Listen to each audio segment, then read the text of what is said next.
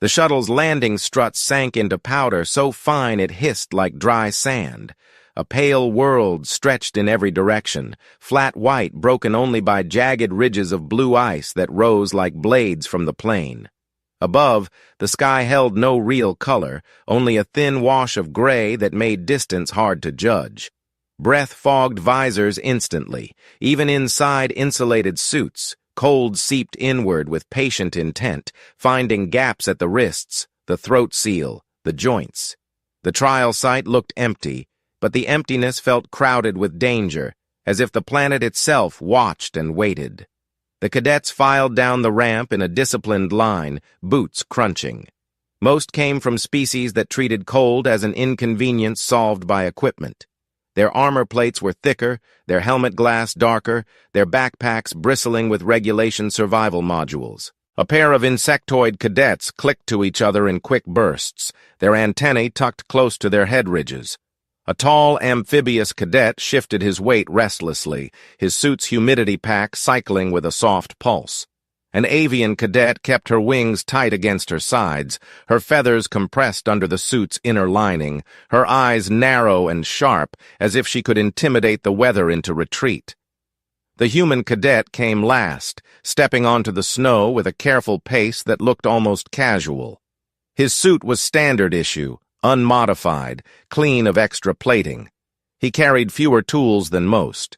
The only thing that stood out was how he paused at the bottom of the ramp and looked down at the snow as if it were a page written in a language he could read. He pressed one boot into the powder, lifted it, watched the hole collapse along the edges, then glanced toward the wind-carved ridges to the east. Instructor Corin waited a short distance away beside a marker pylon, his silhouette blocky against the white. Corin belonged to a species built for endurance, all dense muscle and thick hide, and he wore his authority the way he wore his armor, without ornament. A hovering drone orbited his shoulder, its lens tracking the cadets, streaming every movement back to the academy. Behind him, 2 observers from the trial committee stood under a portable canopy, their faceplates reflecting the snowfield like mirrors. Corin raised one gauntleted hand. The chatter died. Only the wind remained, a long, steady push that combed the plain and made the pylons hum faintly. "This is Ice Trial 17, Corin said through the suit comms, his voice clipped and amplified. "Duration, 48 standard hours. Objective, survival and extraction compliance. Supplies, 1 pack per cadet, sealed at the start. You are permitted to use terrain, snow, ice, and any passive method of protection. You are permitted cooperation. You are permitted ingenuity." Several cadets relaxed at the word ingenuity, already imagining clever devices. The amphibious cadet's shoulders loosened, as if his suit's heater would carry him through. The insectoids shifted, their thin arms flexing, prepared to build something mechanical. The avian cadet angled her head, waiting for the rest of the rules like a predator waiting for the moment prey stops running. Corin's hand lowered. "One restriction supersedes all others," he said. "No heat source." A beat of silence followed, the kind that felt too clean, too sharp. Then confusion began to ripple through the line. "No heat source?" the amphibious cadet repeated, his tone incredulous. "Define. Suit heat regulation is mandatory equipment." "Your suits will not provide active warming," Corin replied. "Your packs contain no batteries rated for thermal output, no chemical warmers, no catalytic units, no ignition, no powered heaters of any kind." An insectoid cadet clicked rapidly, then translated through comms with a staccato voice. "Friction coils? Motion-driven heat recovery? Internal—" Corin cut him off. "Any device whose purpose is generating heat is prohibited. Any device that produces significant heat as a byproduct will be flagged by the drones. Violation ends the trial for the entire group." The avian cadet's voice came cool and precise. "What about cooking? What about sterilization?" "You will not cook," Corin said. "You will not boil. You will not melt ice with equipment. You will not burn. You will eat what you can eat cold. You will drink what you can access without prohibited methods." A low murmur spread, sharper now. A few cadets glanced at the pale sky as if expecting the sun to argue on their behalf. The human did not look up. He kept his eyes on the landscape, on the way the wind traced faint lines across the snow. His breathing remained steady, visible as a soft plume that vanished quickly. One of the committee observers, a slender being with a polished faceplate, leaned toward Corin and spoke quietly off-channel. Corin replied with a short nod. The drone drifted closer, lingering over the cadets' packs like a scavenger. A loud voice broke through the comms, brash and amused.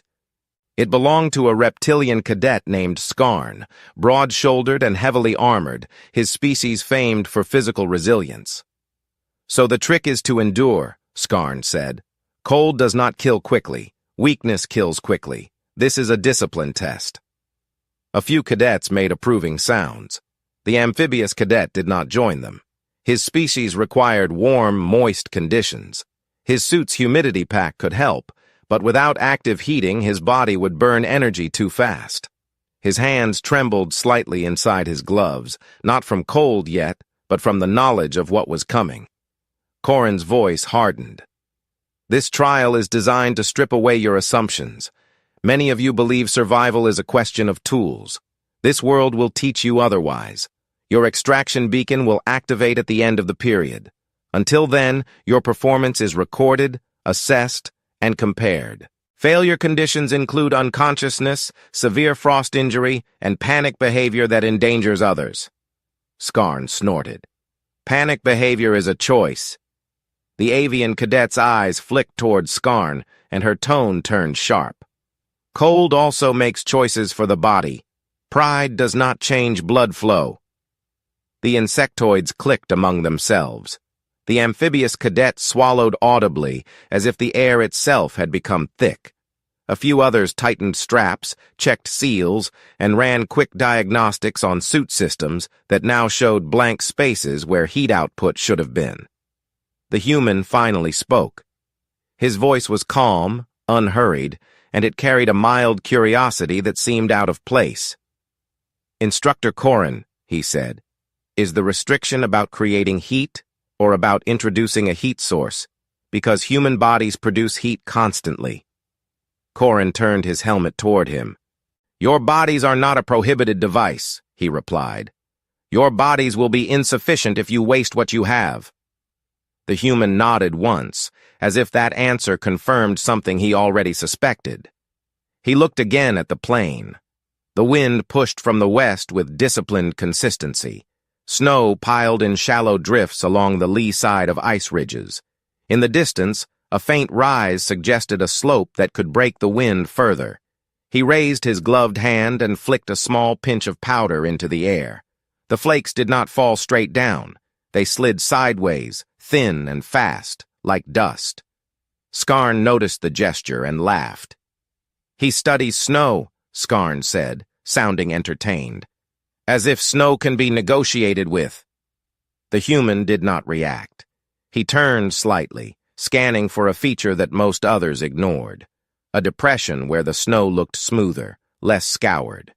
That meant wind protection. Wind was not just discomfort. Wind was theft. It stole heat from skin, from suits, from breath, from every careless surface. Corin stepped aside and pointed toward a cluster of sealed supply crates half buried near the marker pylon. "Collect your packs. The timer begins when the last pack is claimed." His hand lowered again. "Move." The cadets surged forward, discipline fraying under urgency. Gloves snapped on buckles, seals hissed. A few cadets tried to open compartments that would normally contain emergency warmers, only to find standard blanks and ration bars. The amphibious cadet's breathing turned louder. His eyes darted, calculating failure like a looming wall. The human took his pack without rushing. He checked weight distribution, tugged the straps, then looked toward the horizon again. He did not join the cluster of cadets arguing about interpretation and loopholes. He did not waste heat on anger. Instead, he lifted his head and listened. The wind had layers. Close to the surface, it moved fast, combing the snow. Higher up, it carried a deeper tone, almost a whistle. Between those two sounds was a quiet band, a pocket where air moved less. The human found it by instinct and experience. He had lived in places where winter tried to write rules on the body. He had learned that cold did not need to be fought with flames. Cold could be managed with patience, structure, and respect. The avian cadet approached Corin again. "Instructor," she said, "is there shelter in the region? Natural caves, ruins, anything designated?" "This sector contains terrain," Corin answered. "Use it. Do not expect it." Skarn slapped his pack shut. "Enough questions," he growled. "March. Find a ridge. Wait it out." Several cadets nodded, relieved to have a simple plan. Movement meant warmth, at least for now. The group began to form a heading east, toward the blade-like ice outcrops. The human stepped forward, then paused. He spoke to the nearest cadets, his tone steady. "Wind is the enemy first," he said. "If the wind touches your suit for 2 days, you lose. Find the lee side, build low, build tight." Skarn angled his helmet toward him. "Build with what? Snow? You want to live inside the cold?" The human met the stare through mirrored visors. "Snow is insulation when it is packed," he said. "Air trapped in snow does not move. Moving air steals heat. Still air keeps heat." The amphibious cadet edged closer, desperate for any plan that sounded real. "Can snow hold? Will it collapse?" "It holds if you shape it right," the human replied. "Not a tent, not walls. A shelter that becomes part of the drift. The cold stays outside because the wind cannot get in." Skarn let out a harsh sound, half laugh, half scoff. "Human tricks," he said. "I will rely on my blood." The avian cadet did not scoff. She considered, her eyes narrowing in calculation rather than judgment. "If he is right," she said, "a snow shelter is not a heat source." Corin's voice cut through, final. "Timer has started," he announced. A tone sounded in every helmet, a cold digital chime. 48 hours. The plane seemed to grow larger the moment the countdown began, as if the world expanded to fit their fear. The cadets started moving, boots carving a line into untouched snow. The human walked with measured steps, keeping pace without wasting energy. He watched where the snow crust hardened, where it softened, where it drifted. He watched for places where the wind had already built a wall for him. He did not think of warmth as something to create. He thought of warmth as something to protect. Behind them, the shuttle ramp rose and sealed, leaving only an unbroken white field and the distant ice ridges. The drones lifted higher, their sensors reading every heartbeat, every temperature drop, every spike of panic. The trial was not waiting to begin. The trial had begun the moment the first breath met the frozen air, and the planet answered with silence, promising nothing except the truth. Without heat, only the careful would last. The wind sharpened as the group moved away from the landing site, not stronger but more focused, like a blade that had found the right angle. Snow skimmed along the surface in thin sheets, whispering against boots and suit fabric. The human adjusted his pace until his breathing matched his steps, slow enough to conserve energy, steady enough to keep blood moving. Ahead, the ice ridges grew taller, their leeward sides marked by softer curves where snow had gathered instead of being stripped away. Skarn led at first, choosing height and visibility over protection. He climbed onto a low rise and stopped, planting his feet wide as if daring the cold to challenge him. Several cadets followed, relieved to pause. Almost immediately, the wind wrapped around the ridge and poured down the slope, clawing at exposed surfaces. Armor plates cooled rapidly. The amphibious cadet shuddered, his suit alarms chiming softly as internal moisture began to condense. The human did not join them. He veered off toward a shallow depression just below the ridge, where the snow lay deeper and smoother. He knelt and pressed his forearm into it. The resistance was firm, not powdery. Good. He scooped a double handful and packed it between his gloves, compressing until it squeaked faintly. When he released it, the block held its shape. "This side," he said over comms, not loud, not commanding, simply certain. "Wind breaks here." Skarn looked down from the ridge. "You hide," he replied. "I endure." "You bleed heat," the human said. "Endurance does not stop loss." The avian cadet hesitated, wings tight under her suit. She scanned the ridge, felt the constant pull of the wind, then dropped down into the depression. "Show," she said. The human did not waste time explaining. He drove his forearms into the drift at an angle, carving a shallow trench just wide enough for a body. Snow piled along the sides as he worked, compacting naturally under pressure. He shaped the entrance low, forcing any wind to rise over it rather than funnel inside.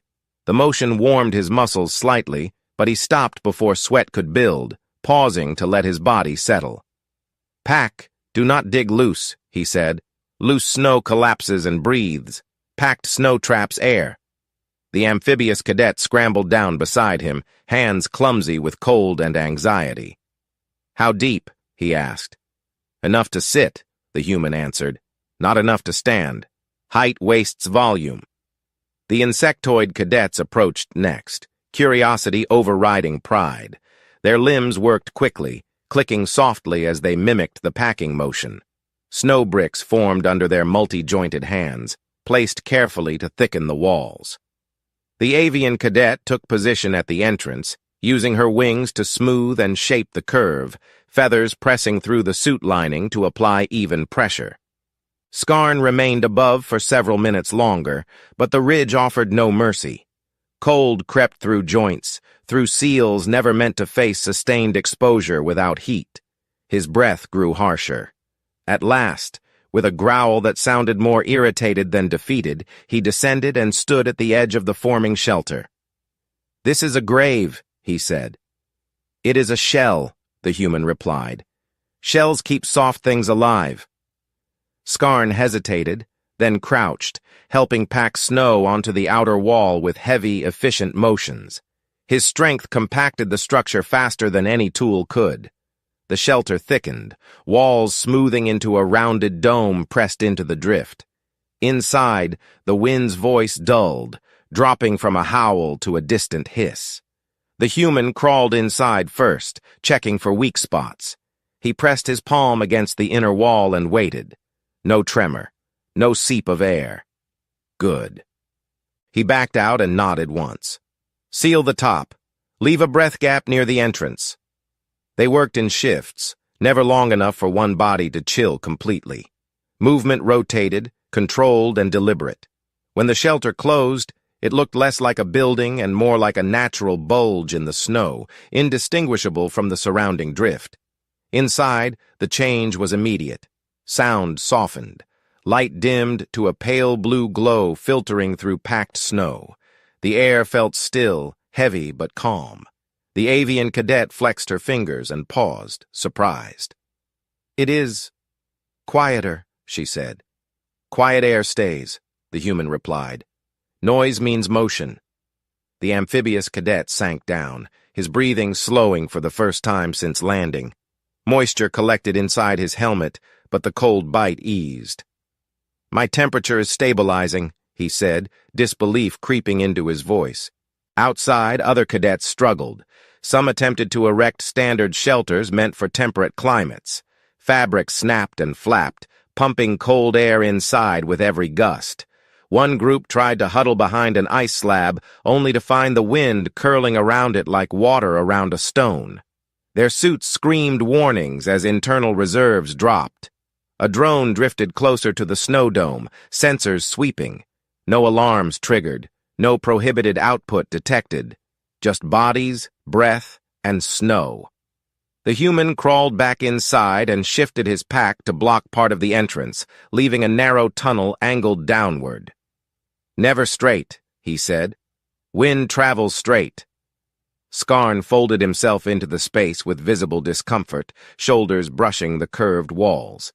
He expected cold stone.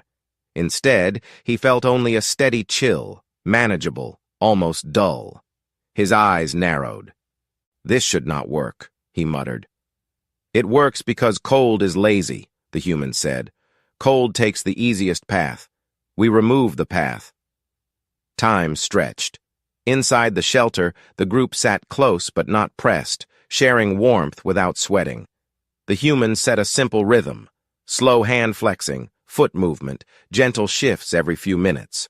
No one stayed still long enough for circulation to falter. No one moved fast enough to waste energy. Outside, the light faded as cloud thickened. Wind rose again, but it slid over the dome and moved on, unable to find purchase. Snow added itself to the outer wall, thickening insulation further. The avian cadet tilted her head, listening. "Others are calling," she said quietly, comms picking up strained voices requesting shelter. The human closed his eyes for a brief moment, calculating space, energy, risk. Then he nodded. "Guide them, one at a time." "We expand outward," Skarn grunted. "You invite weakness." "We invite survival," the human replied. As the first outsider crawled in, shaking and humbled, the shelter held. Snow, shaped with intent, proved stronger than pride. And in the still blue quiet beneath the drift, the lesson settled deeper than the cold ever could. Warmth did not come from fire. Warmth came from understanding what to keep and what to keep out. The shelter network grew outward in careful increments, each addition planned before the first handful of snow was moved. The human no longer worked alone. Cadets who had entered shaking and silent now followed his gestures without argument, packing and shaping with growing confidence. The wind howled above, but inside the expanded dome the air remained still, heavy with breath and quiet motion. The human shifted the routine as the group size increased. Sitting idle was no longer safe. Too many bodies meant uneven heat loss, stagnant air, and the risk of sweat followed by dangerous cooling. He tapped his wrist against his glove twice, the signal he had established, and the group responded. "Rotation," he said. 3 minutes each. Pairs moved into the outer tunnels, pressing new snow layers into place, reinforcing walls that would soon harden like stone. Others took their place inside, performing slow, controlled movements, flexing fingers, tightening and releasing core muscles, rolling shoulders in small arcs. No motion was wasted. No motion was rushed. The amphibious cadet struggled at first. His species relied on warmth to regulate metabolism, and even with the shelter, his skin paled under the suit. The human adjusted his position, sitting closer without contact, creating a pocket of shared warmth while keeping airflow intact. "Move with the breath," he said. "Do not fight it." The amphibious cadet nodded, copying the rhythm. His breathing steadied, alarms quieted, and color slowly returned. Skarn watched in silence. The reptilian cadet had expected dominance through toughness. Instead, he found himself following instructions that felt more like ritual than combat drill. He flexed and released, feeling heat stay where it belonged instead of bleeding into the air. His jaw tightened. Understanding replaced resistance, and with it came an uneasy respect. The avian cadet took responsibility for morale without being asked. She began a low, steady hum, a simple tonal pattern that echoed softly through the snow walls. The sound was not loud enough to vibrate the structure, but it gave the group a shared tempo. Breathing matched the rhythm. Movements synchronized. Anxiety lost its edge. "Sound keeps time," the human said quietly. "Time keeps heat." Hours passed. Outside, the sky darkened into a deep iron gray as the planet's long night approached. Temperatures dropped further, cold sharpening into something that felt almost physical, a pressure against the shelter's outer skin. Inside, condensation frosted the inner walls, then stabilized as the air found equilibrium. The human introduced friction work next, careful and deliberate. He paired cadets by size and strength, instructing them to press forearms together through suit fabric and rotate slowly, generating warmth without strain. Fabric against fabric produced a faint rasping sound, heat blooming just enough to be shared. "No speed," he warned. "Speed wastes energy." The insectoid cadets adapted quickly, using multiple limbs to create controlled resistance. Heat readings on the drones shifted upward by fractions, small but significant. No alarms triggered. The warmth came from bodies doing what bodies did best. One cadet near the outer tunnel began to shiver uncontrollably. Panic edged into his voice over comms. The human moved instantly, guiding him inward, placing him between two steadier bodies. He adjusted the rotation schedule, shortening intervals, keeping circulation constant. The shivering eased, then stopped. "Cold attacks the mind first," the human said. "If you let fear move faster than blood, you lose." Skarn exhaled slowly. "You speak like this world trained you." "It did," the human replied, "long before this trial." The night deepened. Outside the shelter, wind-driven ice hissed across the surface, scouring exposed camps. Faint distress signals flickered on the comm channel, then cut off one by one. Inside the snow network, the group remained intact, not warm in any comforting sense, but alive, stable, present. The avian cadet shifted her hum into a slightly lower tone as fatigue crept in.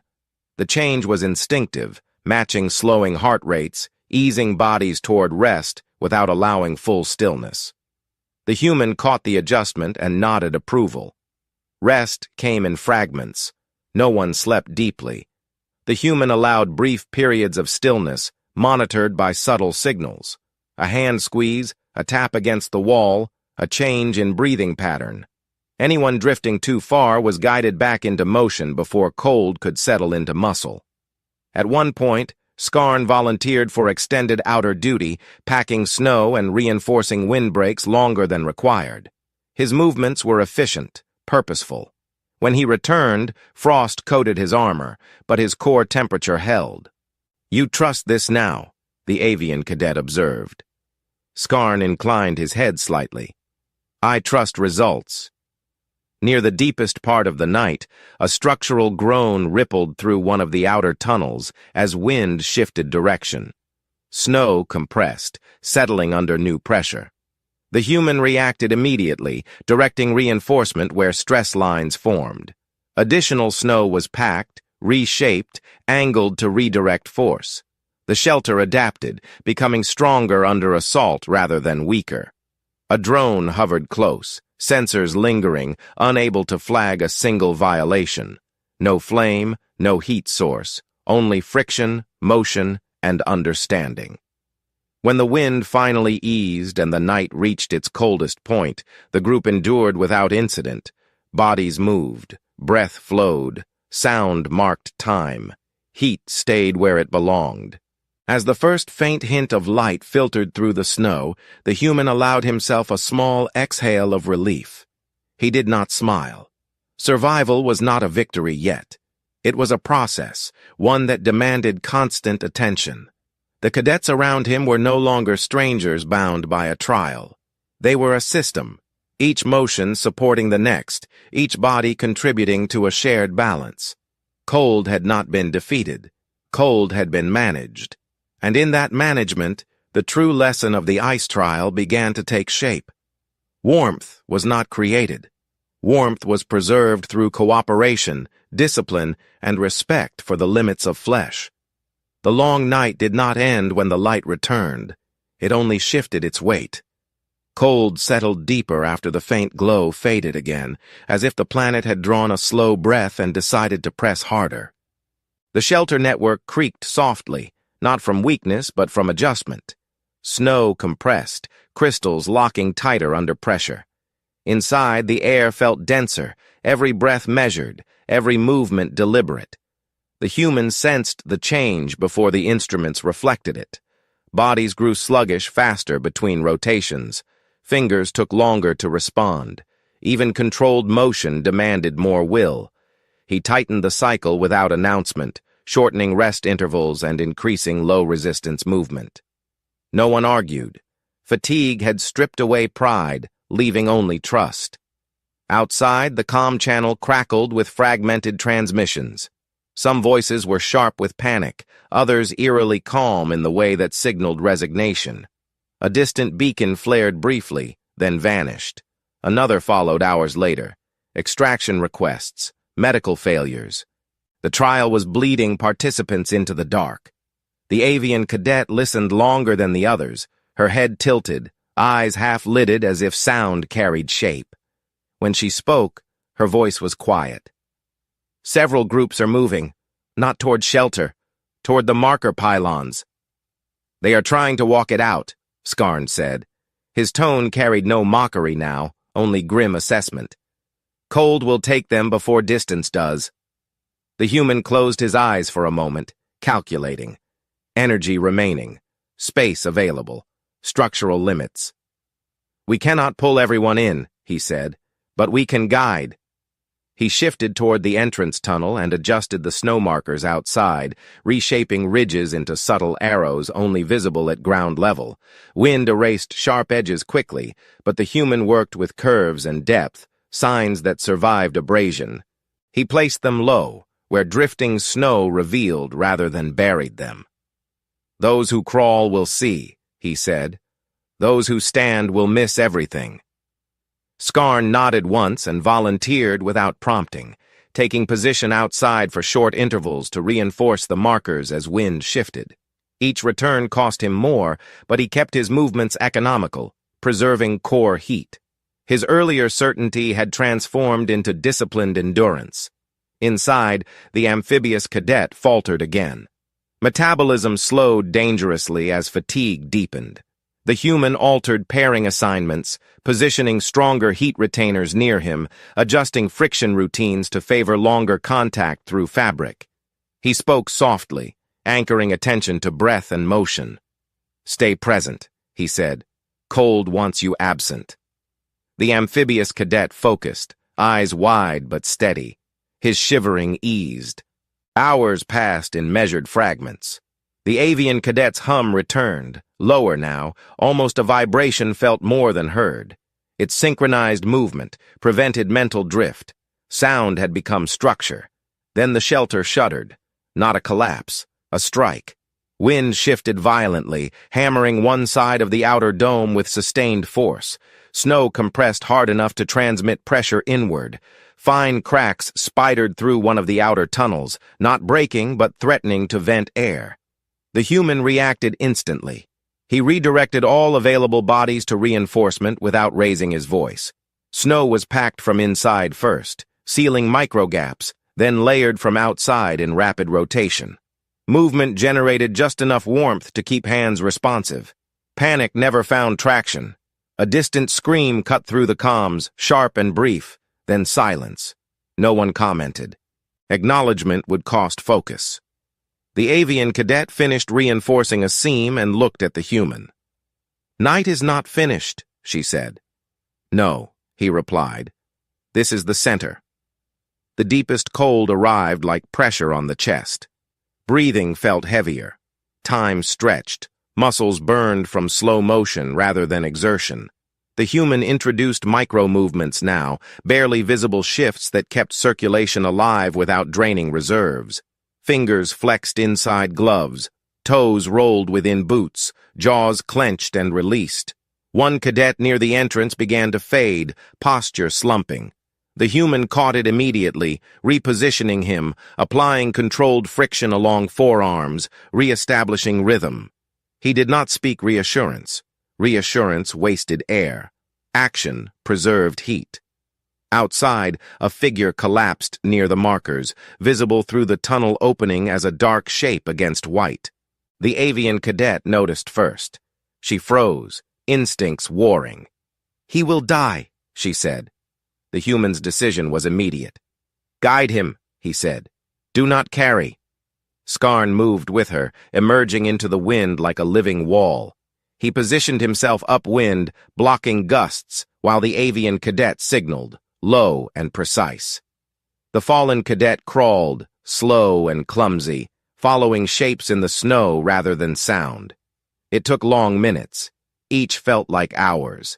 When the cadet reached the tunnel and collapsed inside, breath ragged but alive, the shelter absorbed him without protest. Space tightened, heat redistributed. No celebration followed. Survival had no surplus emotion left. As the night dragged on, more shapes appeared at the edge of visibility. Some made it, some did not. The shelter network expanded in small, careful bulges, never exceeding structural tolerance. The human enforced limits with quiet firmness. Lives were saved because restraint existed. At the coldest point, when instruments showed values far beyond training parameters, the group held.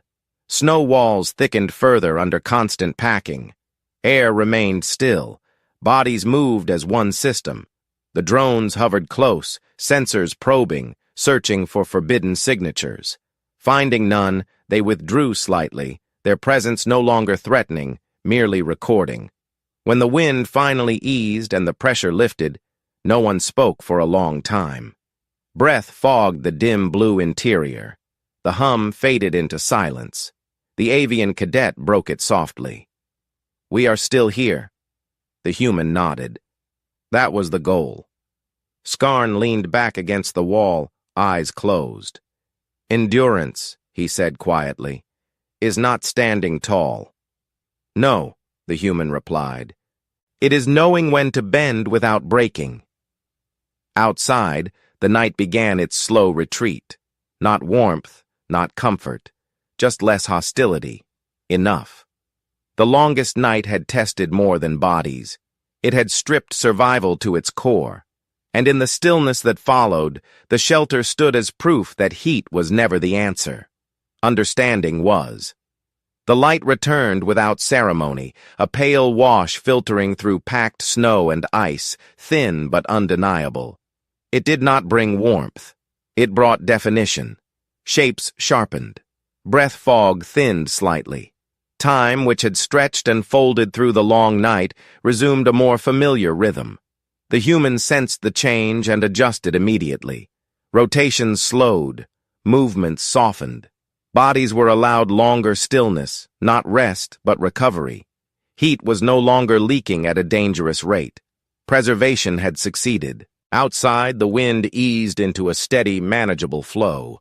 Snow no longer screamed across the surface. It settled. The shelter network stood intact. Domes and tunnels blended seamlessly into the terrain, stronger now than when it had been built. What began as emergency cover had become architecture. The extraction beacon activated precisely on schedule. A low harmonic pulse vibrated through the ground and up the walls, unmistakable. Several cadets flinched at the sound, tension releasing all at once.